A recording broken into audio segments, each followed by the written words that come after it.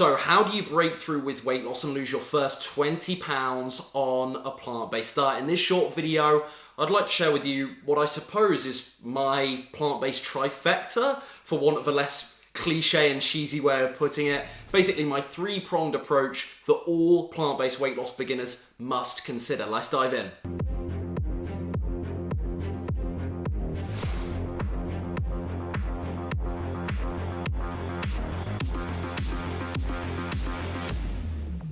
So for each of my three prongs here, each of these influential factors with weight loss, I'm going to preface them by talking about what lots of plant-based dieters are doing wrong. So the first one, quite predictably, is very nutrition-centered.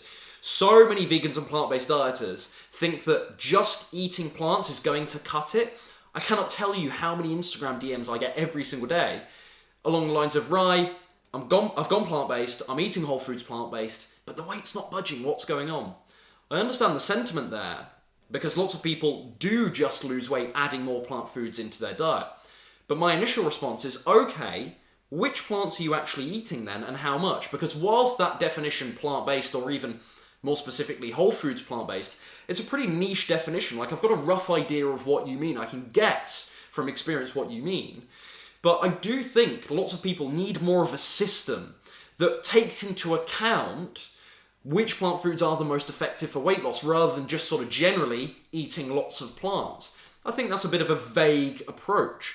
And so this is exactly why I have my Slim and Sustain clients, my coaching program clients, follow the plant foods periodization method, which is basically a system and a structure that actually is very selective about which plant foods are included because of their effectiveness for weight loss. And as the program goes on, it includes more of these and less of those that aren't. So yeah, it's a whole foods plant-based program, but even under the whole foods plant-based umbrella, there are still some foods that, objectively speaking, much better, significantly better than others in terms of weight loss. And this is what the periodization method does. It introduces more of those as you go progressively. So that's what you need. You need some kind of system, regardless of whether you're a client of mine or not. You need some kind of system that is a lot more selective about which plant foods you're eating, because not all of them are the same. And it's important to mention that. Not all plant foods, as the cliche goes, are created equal. So you need to be a lot more fussy, is the bottom line. You need to be a lot more selective about which plants you're eating.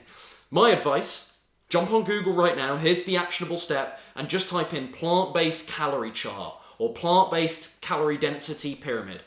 And this, for lots of you, not all of you, some of you are well versed on this already, but for lots of you, that's going to be really illuminating. There's a lot of you right now who do not actually twig, and this is nothing against you, you do not actually twig how differently some of the plant foods, whether it's nuts, seeds, whether it's the whole grain category, whether it's different types of whole grains, whether it's fruits and veggies or different types of fruits and veggies, the difference between dates and peaches, for example. Some of you don't realize how much those things differ in terms of calories, number one, fat content, fiber. You need to be a lot more picky if you're not losing weight right now and really looking to break through, I would suggest. Number two, so this is a massive mistake as well. We're onto the exercise stuff here. Lots of vegans and plant-based dieters don't do any exercise because they've been told by vegan influencers, or maybe they're perceived, because it's not always an instruction, but maybe they're picked up on this idea that diet is enough. Or, on the flip side of things, you've got a lot of people that rely way too much, and I don't think there's many plant-based dieters and vegans that do this, way too much on like really intensive HIIT workouts, high-intensity interval training and whatnot, and they only end up sort of crashing and burning with those sorts of workouts. They're not massively sustainable for most people unless you are super fit already.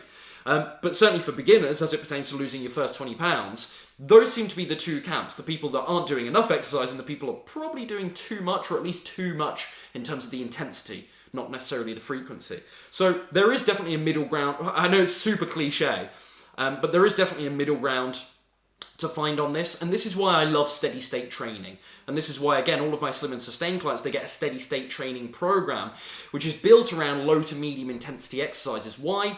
Because yeah, for the last 10 pounds maybe you need more intensity, but certainly for beginners just breaking through with weight loss, like you watching this video right now, these are things that are manageable. There's a low risk of injury, there's minimal barriers to getting started with them, and they're a whole lot better, of course, than doing nothing at all. So I think they're the perfect segue. So what do I mean by steady state training? I do mean things like walking, and yoga. I do mean things like Zumba. I do mean things like trampolining.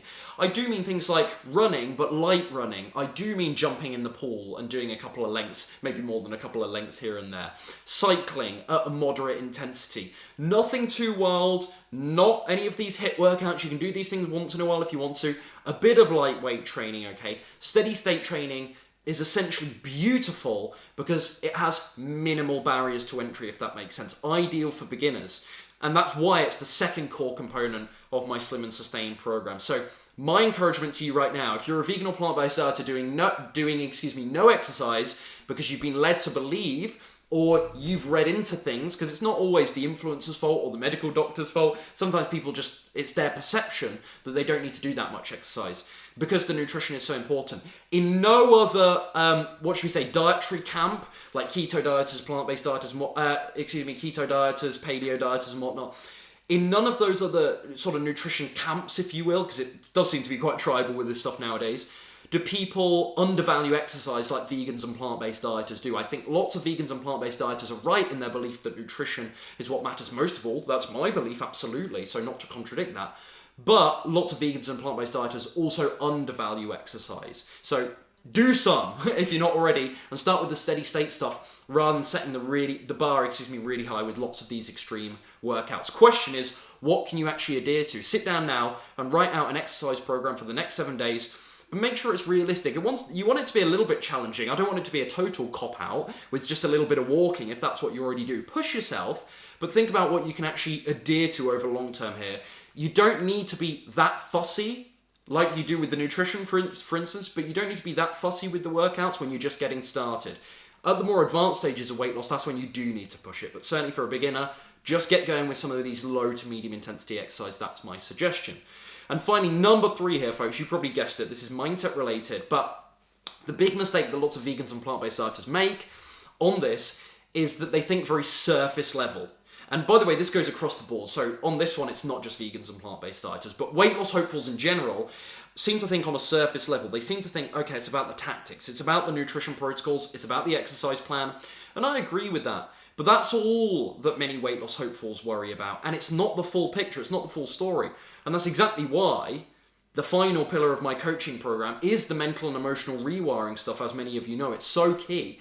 These two factors, nutrition and exercise, of course, they're undoubtedly important. But in my experience, after helping hundreds of people in my coaching program get slim, and then thousands more online get slim, you absolutely, for lasting change, you have to go deeper. You have to go deeper. And hence all this mental and emotional rewiring stuff I'm always harping on about, of course.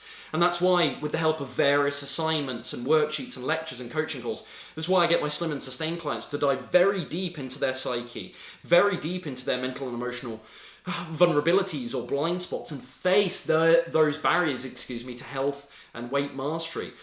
The bottom line is, no matter how good your nutrition plan is on paper, how good your protocols for exercise are that you're following, your exercise regimen, you're not going to stick with it long if your mind isn't right. And that's it. That really is what it comes down to. Your level of consistency is going to be influenced, is going to be negatively affected if your mindset isn't right. Okay, your ability to keep away the cravings, or at least when you do have the cravings, resist the cravings. It's not going to be as strong. You're not going to be as resistant to peer pressure, the external voices, the self-sabotage, although self-sabotage is very subconscious, but the limiting beliefs at least, the obvious ones anyway. It's going to be very hard to resist those things if the mind isn't right. So yeah, you can have a good nutrition plan on paper. Yeah, you can have the exercise program down, and you're going to do better than someone that doesn't have a good plan for those things. That should go without saying. But to really break through and lose that 20 pounds and then go on and have success, not just a little shred down for the summer here and then you have rebound and gain it all back like so many people do, but for real meaningful change, you need to think about the mindset aspect to this stuff too. So again, I know this is a very conceptual conversation and I'm largely talking about my program and my clients, but that's just to illustrate how much I rate these things, and I do practice these things in what I do every single day as a weight loss coach, and myself as well, of course, because the journey's never done. It's never done. There's always work to do.